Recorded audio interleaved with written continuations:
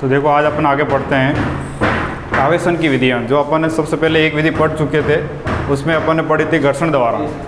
घर्षण द्वारा विधि के अंदर क्या था कि एक वस्तु को दूसरी वस्तु पे अपन रगड़ते हैं, घर्षण करते हैं दोनों पे, तो आवेश उत्पन्न होता है, यानी एक वस्तु से दूसरी वस्तु पे आवेश चला जाता है। दूसरी विधि है अपनी चालन स्पर्श द्वारा विधि कि आवेशन की सेकंड, तीन विधि है आवेशन की। सेकंड विधि है स्पर्श द्वारा। जब एक आवेशित वस्तु को दूसरी अनावेशित वस्तु पर स्पर्श कराते हैं, स्पर्श हम लोग टच कराते हैं, जैसे ये आवेशित है, ये अनावेशित वस्तु है, इसको इसके साथ टच कराते हैं, पास में रखते हैं, तो अनावेशित वस्तु पर समान प्रकृति का आवेश उत्पन्न हो जाता है। देखो अपन इसको डायग्राम से समझते हैं। सबसे पहले डेफिनेशन लिखी हुई है।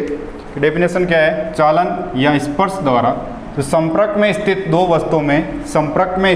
वस्तुओं में एक वस्तु से दूसरी वस्तु को सीधे आवेश स्थानांतरण को संपर्क द्वारा आवेशन कहा जाता है। जब संपर्क के अंदर दो वस्तु रखी हुई है, तो एक आवेशित वस्तु दूसरी अनावेशित वस्तु है, तो अनावेशित वस्तु पर आवेशित वस्तु द्वारा सीधे आवेश स्थानांतरण को संपर्क द्वारा या चालन द्वारा आवेशित कहा जाता है। देखो इसको समझते हैं डायग्राम से।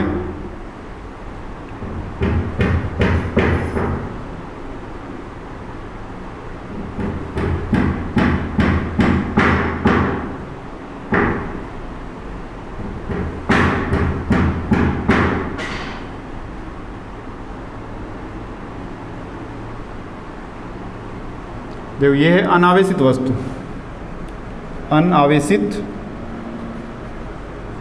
वस्तु, और ये है आवेशित वस्तु, इस पे प्लस चार्ज है।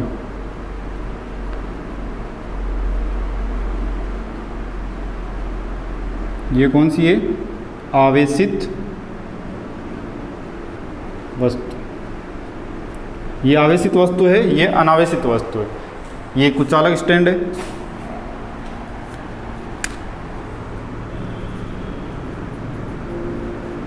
कुचालक स्टैंड। जब इन दोनों वस्तुओं को संपर्क में लेके आते हैं, जब इन दोनों वस्तुओं को क्या करते हैं? संपर्क में लेके आते हैं, इनको स्पर्श करवाते हैं।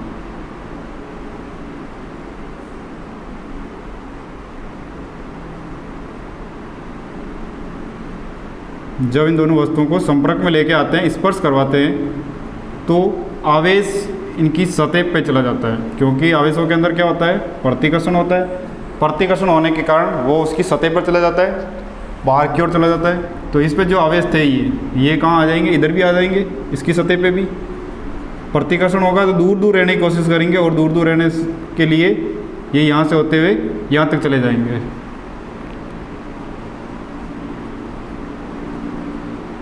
ये इसका क्या कर दिया अपन ने? स्पर्श करवा दिया, स्पर्श द्वारा। जब एक अनावेशित और आवेशित वस्तुओं को सब स्पर्श करवाते हैं, तो उनमें समान प्रकृति का आवेश उत्पन्न हो जाता है। तो उनमें समान प्रकृति का आवेश उत्पन्न हो जाएगा।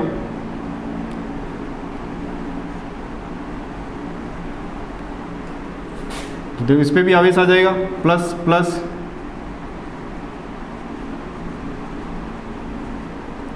और इस वस्तु पे भी आवेश आ जाएगा।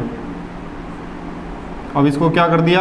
अलग अलग कर दिया। पहले स्पर्श करवा रखा था, फिर जैसे ही आवेशित हो गई तो इसको अलग अलग कर दिया।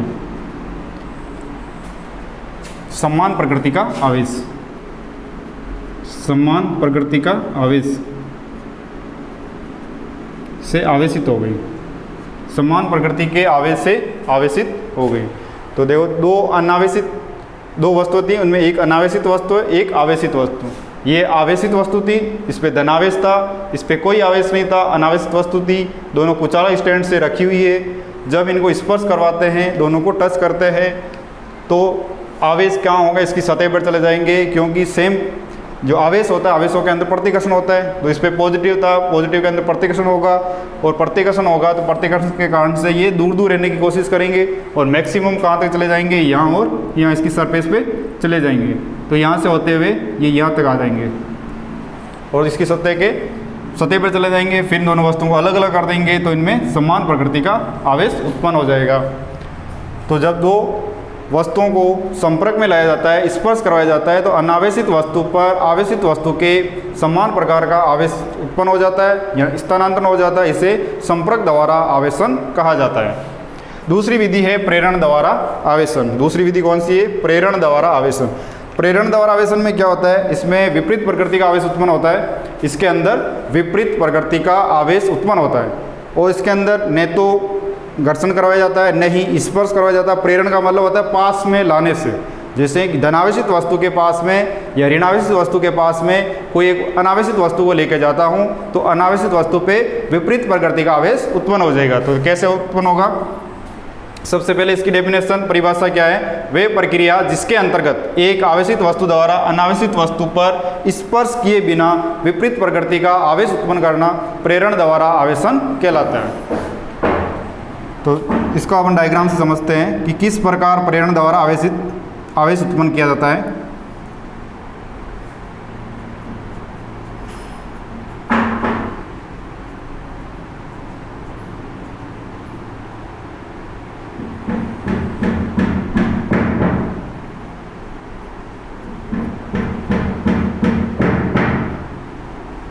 तो देखो ये धनावेशित वस्तु थी। ये कौन सी वस्तु है? धनावेशित वस्तु। ये है धनावेशित वस्तु। धनावेशित वस्तु, ये धनावेशित वस्तु है और ये एक न्यूट्रल अनावेशित वस्तु है। ये कौन सी है? अनावेशित। जितने प्लस होंगे उतने माइनस भी होंगे। तो इसके अंदर प्लस माइनस इस टाइप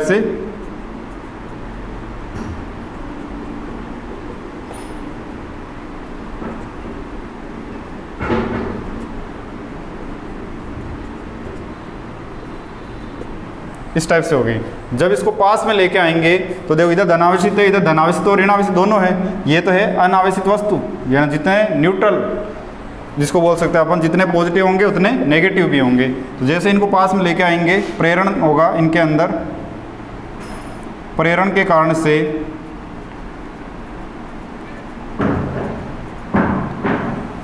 ऋणावेश एक तरफ चला जाएगा, सारा ऋणावेश धनावेश की ओर चला जाएगा और धनावेश उसके विपरीत सतह पे चला जाएगा।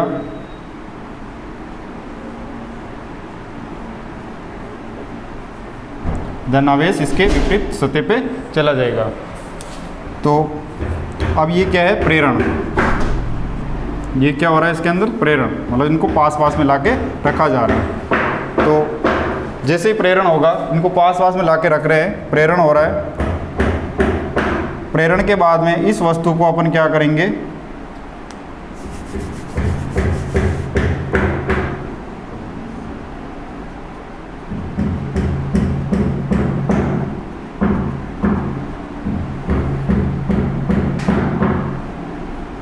इधर तो माइनस था, प्रेरण के कारण से विपरीत प्रकृति का आवेश इधर आ जाएगा और पॉजिटिव उधर चला जाएगा और धनावेशित होगा वो उधर चला जाएगा। अब इस धनावेशित के पास में अपन क्या करेंगे? अर्थिंग करें, भू संपर्क। एक तार लगाएंगे जमीन से जोड़ के, अर्थ से जोड़ के, तो सारा पॉजिटिव कहाँ चला जाएगा? अर्थ के अंदर चला जाएगा।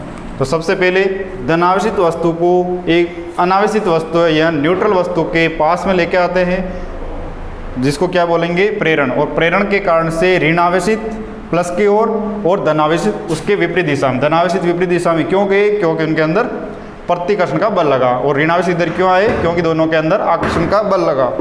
फिर अपन ने क्या किया? धनावेशित वाले पार्ट को भू संपर्क कर दिया, अर्थिंग कर दिया। अर्थिंग करने से प्लस चार्ज कहाँ चले गए?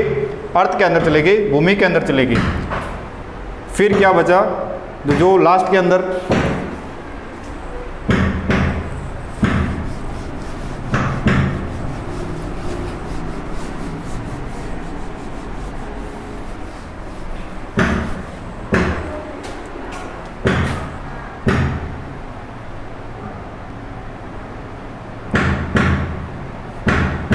फिर इसके अंदर ओनली नेगेटिव चार्ज रहेगा। इस जो पास में लेके वस्तु आ रहे हैं उसको हटा देंगे।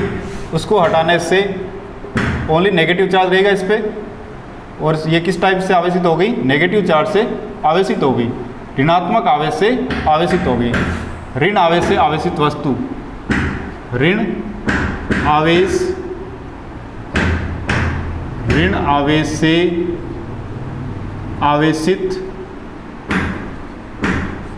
वस्तु, ऋण आवेश से आवेशित वस्तु। तो प्रेरण के अंदर क्या था, प्रेरण के अंदर विपरीत प्रकृति का आवेश उत्पन्न किया जा रहा था। देखो घर्षण के अंदर घर्षण कर रहे थे, तो घर्षण के अंदर धनावेश ऋण आवेश, जो दोनों के अंदर जैसे कोई अनावेशित वस्तु है और एक आवेशित वस्तु है, तो आवेशित वस्तु से अनावेशित वस्तु में ट्रांसफर हो रहा था। फिर अपने पास था दूसरा वाला स्पर्श या चालन द्वारा, चालन में क्या, स्पर्श कराने से इधर वाले चार्ज इधर ट्रांसफर हो गए, यदि इधर पॉजिटिव है तो इधर पॉजिटिव आ गए, इधर नेगेटिव है तो इधर नेगेटिव आ गए, अनावेशित वस्तु पर समान प्रकृति का आवेश आ जाएगा। और तीसरा क्या था, चालन द्वारा, चालन द्वारा हमेशा विपरीत प्रकृति का आवेश उत्पन्न किया जाता है।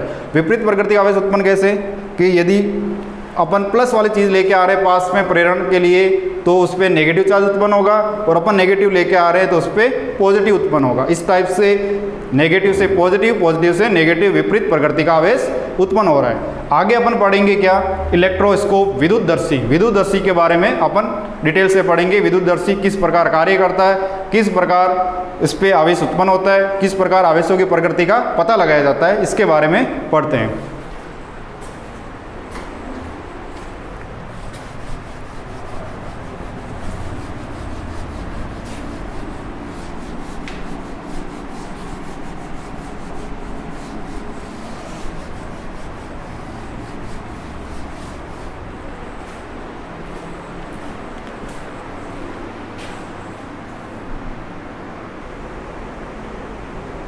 तो देखो अपन पढ़ रहे थे विद्युतदर्शी के बारे में। तो विद्युतदर्शी क्या होता है, विद्युतदर्शी एक ऐसा उपकरण है जिसमें आवेशों की उपस्थिति का पता लगाया जाता है, जिसमें आवेशों की उपस्थिति का पता लगाया जाता है कि किसी वस्तु पर आवेश की उपस्थिति के से सूचन, किसी उपकरण पर या किसी वस्तु पर उपस्थित आवेश के से सूचन के लिए जिस उपकरण का उपयोग किया जाता है उसे स्वर्णपत्तर विद्युतदर्शी कहते हैं। कोई भी वस्तु है जिस पे आवेश है या नहीं है उसका पता लगाने के लिए इस उपकरण का उपयोग किया जाता है, स्वर्णपत्तर विद्युतदर्शी। तो विद्युतदर्शी के अंदर क्या क्या होता है, विद्युतदर्शी के अंदर एक कांच का पात्र होता है। विद्युतदर्शी के अंदर क्या होता है, एक कांच का पात्र होता है, या बोतल बोल सकते हैं, कांच की बोतल होती है। और उस कांच की बोतल के ऊपर की ओर खुला पात्र होता है, ऊपर की ओर खुला होता है, और उसके नीचे की ओर एक बूझ संपर्क बिंदु होता है। उसके नीचे के साइड में एक क्या होता है, बूझ संपर्क बिंदु। देखो ये रहा बूझ संपर्क बिंदु, और ऊपर की ओर खुला है, वहाँ पे एक प्लास्टिक का कॉर्क लगा होता है। वहाँ क्या लगा होता है, प्लास्टिक का कॉर्क, और उस कॉर्क के अंदर से होते हुए एक धात्विक छड़ को लटकाया जाता है। सबसे पहले स्वर्णपत्तर विद्युतदर्शी के अंदर एक कांच का पात्र होता है, उस कांच के पात्र के निचले सिरे पर बूझ संपर्क बिंदु होता है, और उसके ऊपरी सिरे पर कॉर्क लगा होता है, और कॉर्क से होते हुए एक धात्विक छड़ को लटकाया जाता है। धात्विक छड़ के ऊपरी सिरे पर एक धात्विक डिस्क लगी होती है, एक धातु की डिस्क लगी होती है, जिसको अपन बोल सकते हैं ढक्कन टाइप में ऊपर लगा होता है, जिससे कि रोड नीचे की ओर न जाए। तो ये देखो यहाँ पे धात्विक डिस्क लगी हुई है, ये धात्विक रोड लटका रखी है, और निचले सिरे पर दो एल्यूमिनियम की पत्तियाँ या सोने की पतली पन्नियाँ होती है, पत्तियाँ होती है। ये स्वर्णपत्र नीचे की ओर या एल्यूमिनियम की हो सकती है, या तो सोने की या एल्यूमिनियम की, दोनों में से किसी एक की हो सकती है। ये इसके अंदर क्या होता है, जब धात्विक डिस्क के पास कोई एक आवेशित वस्तु को लाया जाता है, जब धात्विक डिस्क के पास, जो धात्विक डिस्क है ये रोड लटका रखी है, इसके पास कोई आवेशित वस्तु को लेके आते हैं, तो आवेशित वस्तु से आवेश धात्विक डिस्क से होता हुआ कहाँ तक जाएगा, धात्विक डिस्क से होता हुआ धात्विक रोड तक जाएगा, धात्विक छड़ पे जाएगा, फिर धात्विक छड़ से जाता हुआ फिर जाएगा यहाँ पे स्वर्णपत्तर पे, और स्वर्णपत्तर पे जाने के बाद वो क्या होगा, दोनों पतली पनियाँ थी जो स्वर्णपत्तर थे, दोनों पे समान प्रकृति का आवेश गया, तो वो क्या हो जाएंगे, फैल जाएगी। क्या हो जाएगा, वो फैल जाएगी, जिससे अपने को पता लग जाएगा कि इस वस्तु पे आवेश है। या अपने को रैंडमली वस्तु दे दी कि आवेशित है या नहीं है, तो अपन कैसे पता करेंगे, विद्युतदर्शी की सहायता से पता करेंगे कि इस पे आवेश प्रेजेंट है या नहीं है।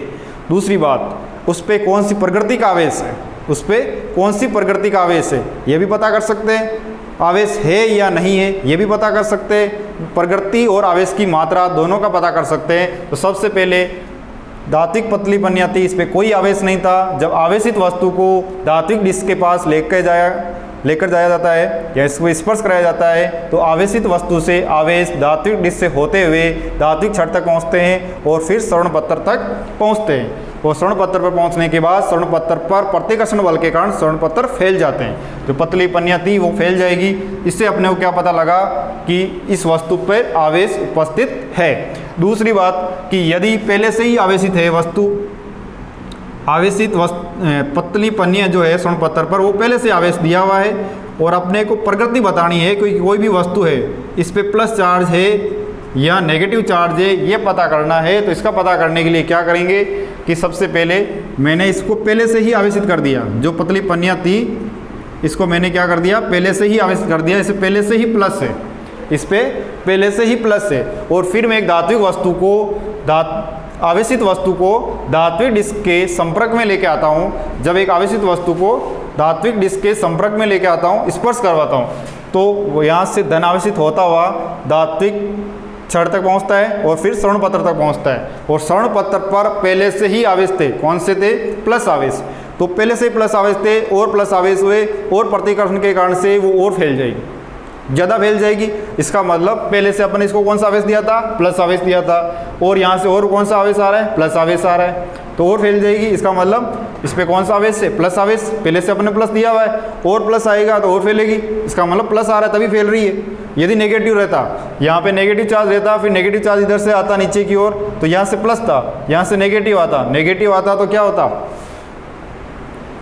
आधे प्लस आधे नेगेटिव, तो और नहीं फैलती, मतलब सिकुड़ जाती। तो अपने को पता लग जाता है इस पर कौन सा चार्ज है, नेगेटिव चार्ज है।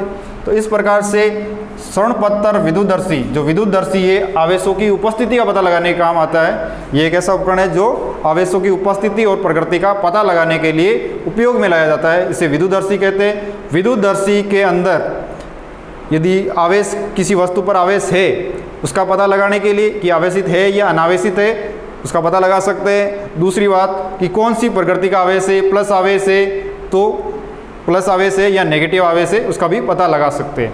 जैसे अब मैंने बताया इसको पहले से आवेशित नहीं है और फिर आवेश आ रहा है, पत्तियाँ फैल रही है, तो पता लग जाएगा कि आवेश है। और यदि यहाँ पहले से ही प्लस दे रखा है, फिर यहाँ से नेगेटिव आ रहा है, पत्तियाँ सिकुड़ जाएगी, यहाँ से प्लस आ रहा है तो पत्तियाँ और ज़्यादा फैल जाएगी, जिससे अपने को प्रकृति का पता लग जाएगा कि प्लस आवेश है आवेशित वस्तु पर या नेगेटिव चार्ज है, ऋणात्मक आवेश है। इसके बाद जो अपन पढ़ते हैं कूलाम का नियम।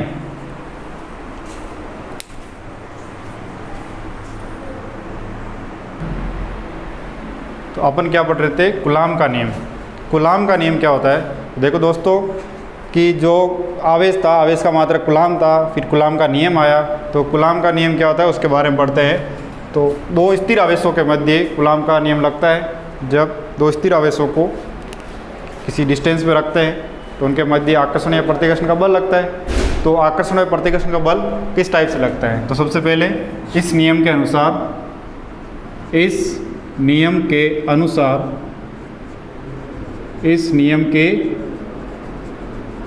अनुसार जो कूलाम का नियम था, इस नियम के अनुसार दो स्थिर आवेशों के मध्य लगने वाला कूलाम बल, दो स्थिर आवेशों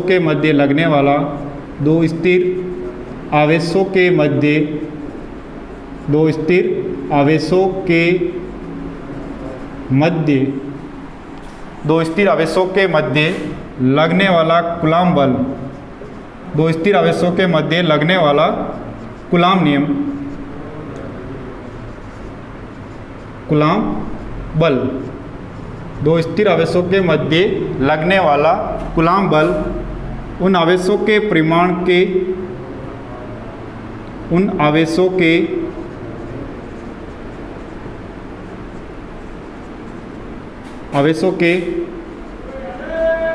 परिमाण के गुणनफल के समानुपाती, उन आवेशों के परिमाण के गुणनफल के समानुपाती। इस नियम के अनुसार दो स्थिर आवेशों के मध्य लगने वाला कूलाम बल उन आवेशों के परिमाण के गुणनफल के समानुपाती, समानुपाती तथा उन आवेशों के मध्य की दूरी के तथा उन आवेशों के मध्य की दूरी के वर्ग के व्युत्क्रमानुपाती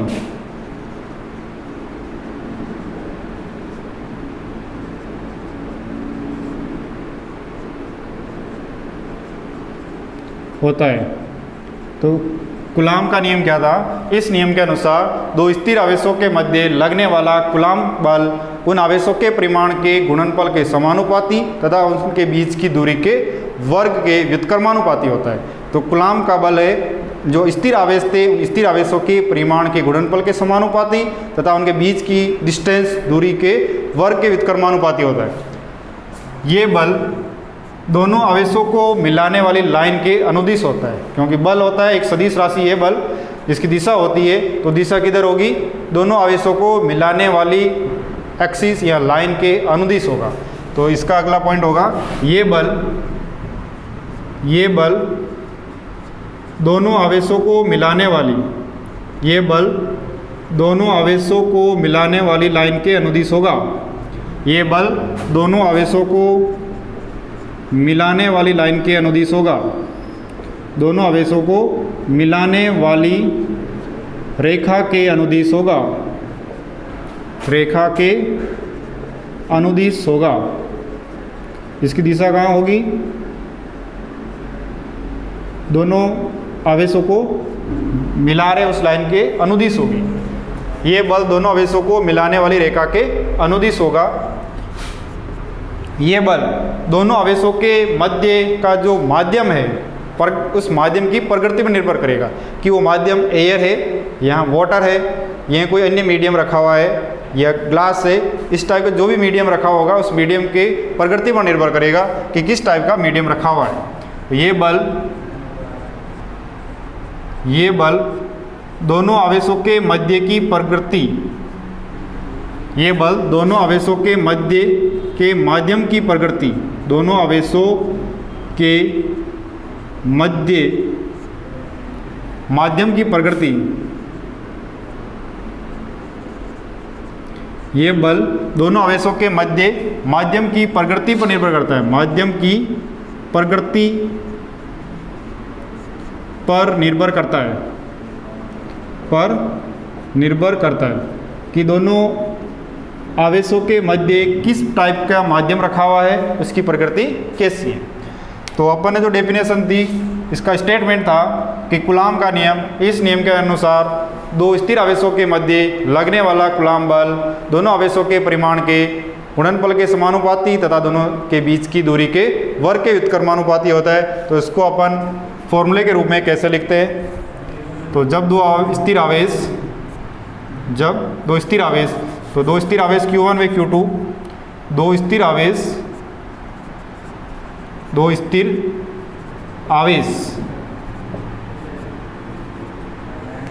Q1 व Q2 r दूरी पर रखे हैं, r दूरी पर रखे हुए हैं, तो कूलाम बल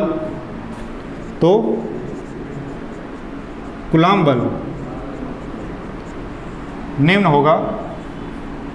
तो कूलाम बल निम्न होगा। दोनों के बीच में कूलाम बल क्या होगा?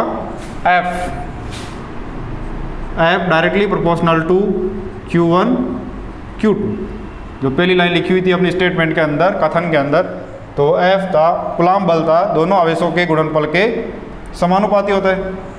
फिर दूसरी लाइन लिखी हुई थी कि दोनों के बीच की दूरी के वर्ग के व्युत्क्रमानुपाती, तो F directly proportional to 1/r²। ये क्वेश्चन नंबर फर्स्ट और ये क्वेश्चन नंबर सेकंड, दोनों को एक साथ लिखते हैं। तो F directly proportional to Q1 Q2/r²। ये आगे दोनों को एक साथ लिख दिया फर्स्ट और सेकंड से, from first and second, first and second.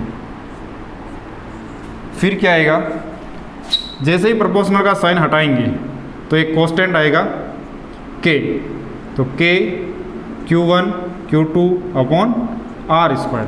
अब यहाँ पे क्या है, k क्या है, नियतांक है। क्या है यहाँ पे, नियतांक। k की वैल्यू होती है k इक्वल टू 1/4πε0। देखो दोनों आवेशों के गुणनफल के समानुपाती होता है तो अपन ने वो लिख दिया।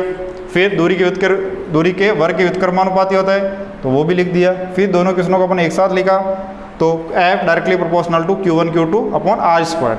जैसे ही प्रोपोर्शनल का साइन हटेगा, इक्वल का साइन आएगा तो एक कांस्टेंट आएगा, कांस्टेंट आ गया ये k। ये क्या है, विद्युत बल नियतांक। विद्युत बल नियतांक, इसका नाम क्या होगा, विद्युत बल नियतांक। ये विद्युत बल नियतांक है k।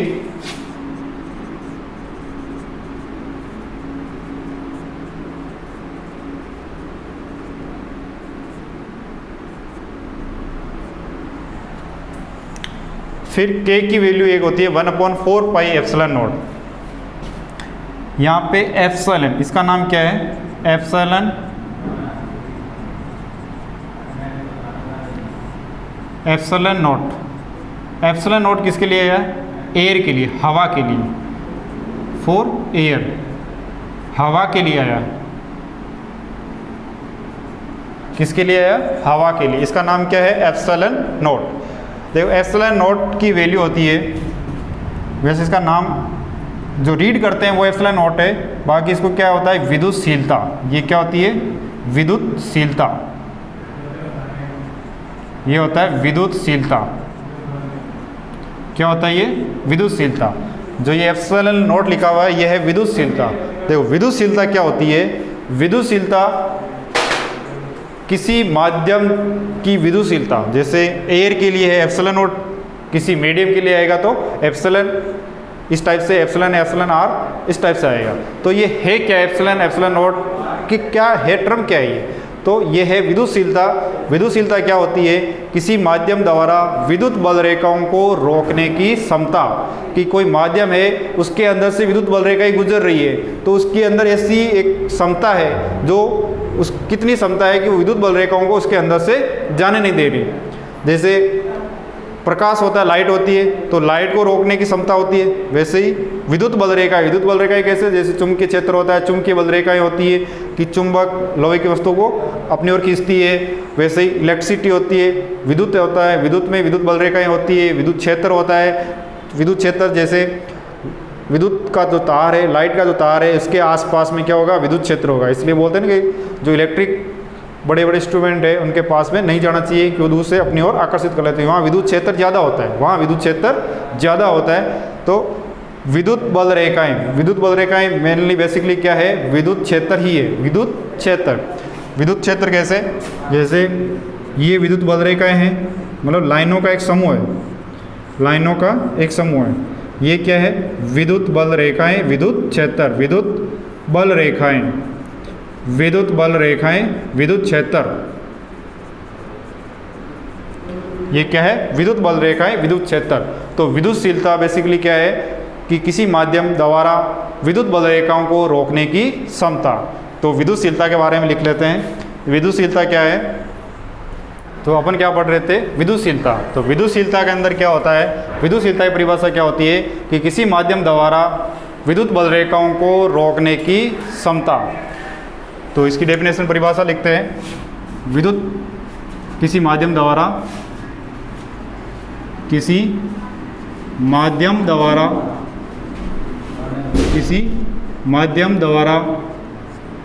विद्युत बल रेखाओं को रोकने की क्षमता।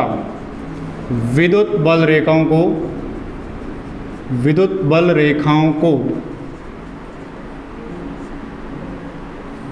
किसी माध्यम द्वारा विद्युत बल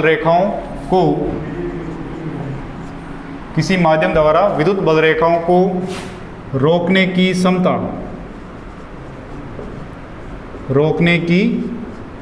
क्षमता, विद्युतशीलता कहलाती है। विद्युतशीलता कहलाती है। किसी माध्यम द्वारा विद्युत बलरेखाओं को रोकने की क्षमता विद्युत बलरेखाएं कहलाती है। क्या कहलाती है? विद्युत बलरेखाएं। किसी माध्यम द्वारा विद्युत बलरेखाओं को रोकने की क्षमता, उसके अंदर कितनी ताकत है विद्युत बलरेखाओं को रोकने की किसी माध्यम में, वो उसकी विद्युतशीलता होगी। जैसे अपन एप्सिलॉन नोट पढ़ा था, एप्सिलॉन नोट है निर्वात की विद्युतशीलता, एप्सिलॉन नोट है निर्वात की विद्युतशीलता। निर्वात का मतलब क्या होता है? जिसके अंदर एयर प्रेजेंट नहीं हो, तो निर्वात की विद्युतशीलता, निर्वात की विद्युतशीलता।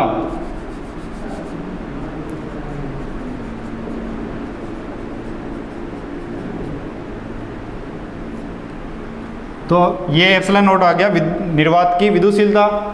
यदि नोट नहीं लगाया हुआ है तो किसी पर्टिकुलर मीडियम का विद्युतशीलता होगी, उसकी विद्युतशीलता के नोटेशन होगा। तो अब इसके बारे में लिखते हैं अपन। निर्वात की विद्युतशीलता है तो निर्वात की विद्युतशीलता एप्सिलॉन नोट का क्या मात्रक होता है, इसकी वैल्यू क्या होती है? तो एप्सिलॉन नोट की वैल्यू होती है 8.85। एप्सिलॉन नोट क्या होता है? इसकी वैल्यू होती है 8.85 इंटू 10 की पावर -12 है, -12 है coulomb square upon newton metre square. ये इसकी क्या हो गई? मात्रक हो गया। Coulomb upon newton metre square ये इसका मात्रक हो गया।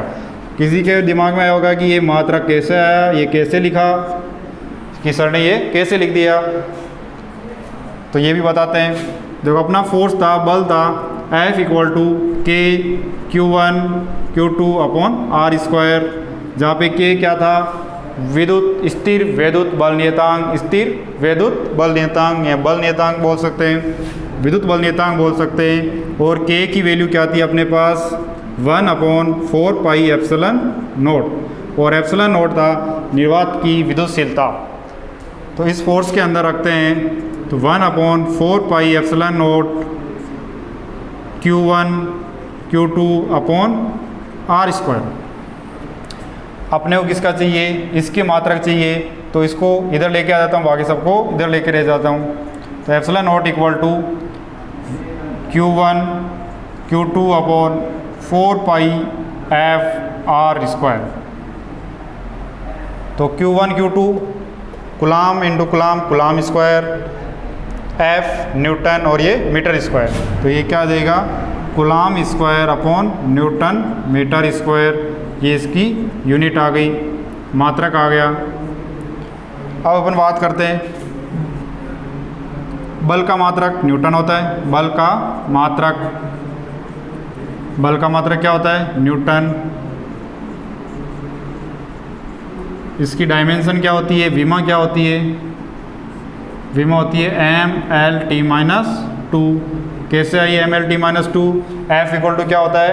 ma होता है। F = ma, और m क्या होता है? मास, a एक्सीलरेशन त्वरण होता है। तो m की जगह मास के लिए m, और त्वरण की डायमेंशन होती है L-T-2 velocity upon time, change in velocity per unit time, वेग में परिवर्तन की दर त्वरण होता है। तो अपन अब लिखते हैं k का मात्रक, कि ये तो आ गया इसका मात्रक। तो k का मात्रक क्या होगा?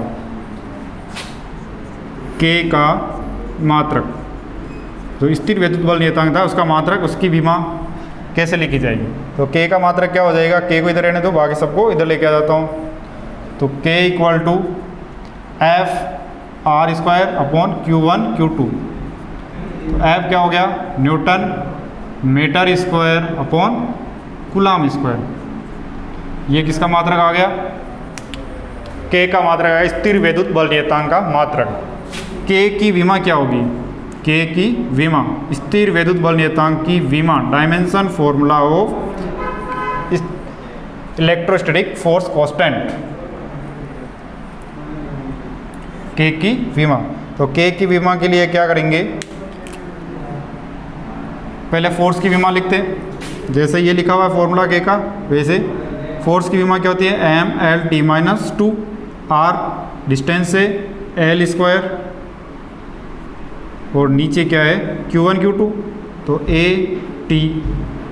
Q1 की, दूसरा Q की भी डायमेंशन 80। तो इसकी 80 डायमेंशन कैसे आई? I इक्वल टू क्या होता है Q/T, आवेशों के प्रवाह की दर विद्युत धारा कहलाती है। तो विद्युत धारा का नोटेशन क्या होता है, उसका नोटेशन होता है I, करंट I Q आवेश, T टाइम। तो अपने को Q की डायमेंशन निकालनी है तो I इंटू टी, और I होता है एम्पियर के अंदर, A और T होता है टाइम सेकेंड। तो इसकी डायमेंशन क्या आ गई AT, इसलिए यहाँ पे AT लिख दिया अपन ने। तो M L1 और L2 L3, L कितना आ गया 3 पे आ गया। T कितना है देखो T-2, ये भी ऊपर जाएगा ये भी ऊपर जाएगा, तो माइनस का T-4 और A-2, ये किसकी डायमेंशन आ गई K की डायमेंशन आ गई। तो ये तो था विद्युतशीलता एप्सिलॉन नोट के बारे में, निर्वात की विद्युतशीलता के बारे में, उसकी क्या वैल्यू होती है, बल का मात्रा, K का मात्रा और K की विमा के बारे में। अब K का मात्रक देख लिया, इसकी विमा देख ली, अपन आगे देखते हैं इसकी वैल्यू क्या होती है कि K की वैल्यू क्या होती है। यहाँ K का मान, तो K का मान कैसे निकालेंगे, K होता है 1/4 pi epsilon naught. 1/4 pi epsilon naught क्या आएगा 8.85 इंटू 10⁻⁻12, और इसका मात्रा होगा coulomb square upon newton metre square. ये कैलकुलेट होके आएगा 9 into 10⁻9 newton metre square upon coulomb square. जहाँ पे भी अपने को K का मान रखना है न्यूमेरिकल डाटा के अंदर, न्यूमेरिकल क्वेश्चन के अंदर, तो अपन लिखेंगे 9 into 10⁻9 newton metre square upon coulomb square. ये डाटा रख के अपन कैलकुलेट करेंगे फोर्स।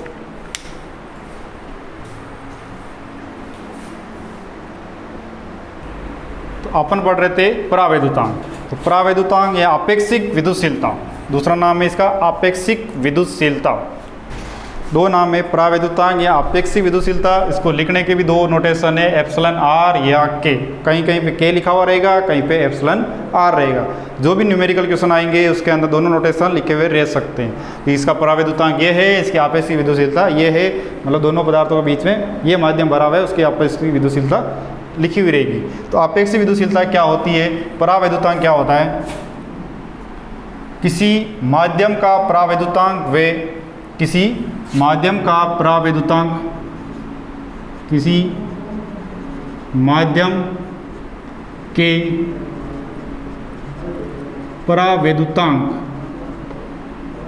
किसी माध्यम के परावैद्युतांक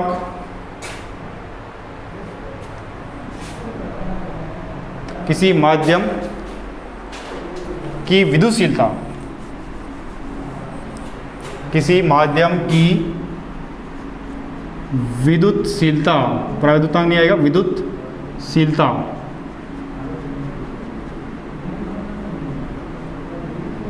किसी माध्यम की विद्युतशीलता वे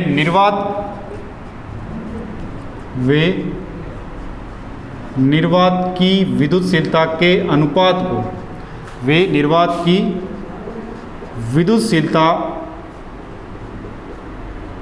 के अनुपात को परावैद्युतांक कहते हैं। परावैद्युतांक कहते किसी माध्यम की विद्युतशीलता, देखो माध्यम और निर्वात जो रेशियो लेते हैं, जैसे डेंसिटी के अंदर भी होता है रिलेटिव डेंसिटी, वैसे रिलेटिव विद्युतशीलता है जो है ना, इसके बारे में। तो आपेक्षिक विद्युतशीलता या परावैद्युतांक में क्या होगा कि माध्यम की विद्युतशीलता वे निर्वात की विद्युतशीलता के जो अनुपात होगा उसको अपन बोलेंगे परावैद्युतांक, रिलेटिव ये आपेक्षिक विद्युतशीलता। तो एप्सिलॉन आर या के, ये क्या आएगा epsilon upon epsilon naught, epsilon upon epsilon naught, epsilon R का मान ये आएगा। अब अलग अलग मीडियम के लिए अलग अलग आएगा। जैसे निर्वात की बात करें तो निर्वात अपॉन निर्वात तो क्या हो जाएगा 1। तो निर्वात के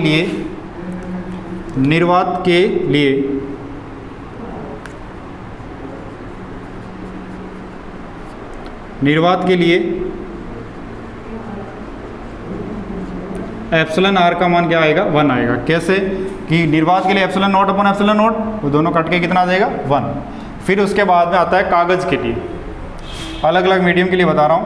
कागज़ के लिए, कागज़ के लिए आता है 3.5, कितना आता है 3.5 एप्सिलॉन आर की वैल्यू।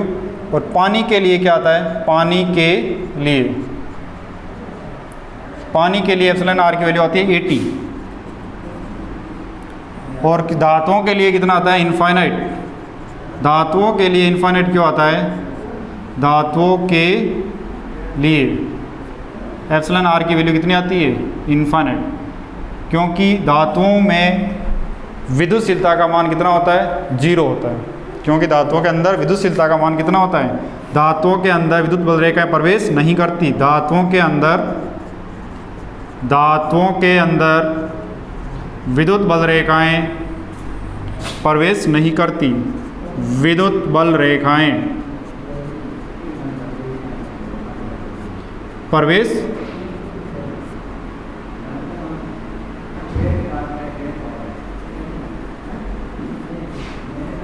नहीं करती। तो एप्सिलॉन नॉट का मान कितना आ जाएगा 0, धातुओं के अंदर विद्युत बल रेखा प्रवेश नहीं करती, तो उसके लिए एप्सिलॉन नॉट कितना आ जाएगा 0, और एप्सिलॉन नॉट 0 आ जाएगा यहाँ एप्सिलॉन। तो एप्सिलॉन आर की वैल्यू कितनी हो जाएगी इनफाइनाइट, क्यों एप्सिलॉन अपॉन एप्सिलॉन नॉट, इसके लिए ये आ जाएगा। ठीक है, आगे अपन पढ़ेंगे कूलाम का जो बल का नियम था उसका सदिश निरूपण, कूलाम नियम का सदिश निरूपण।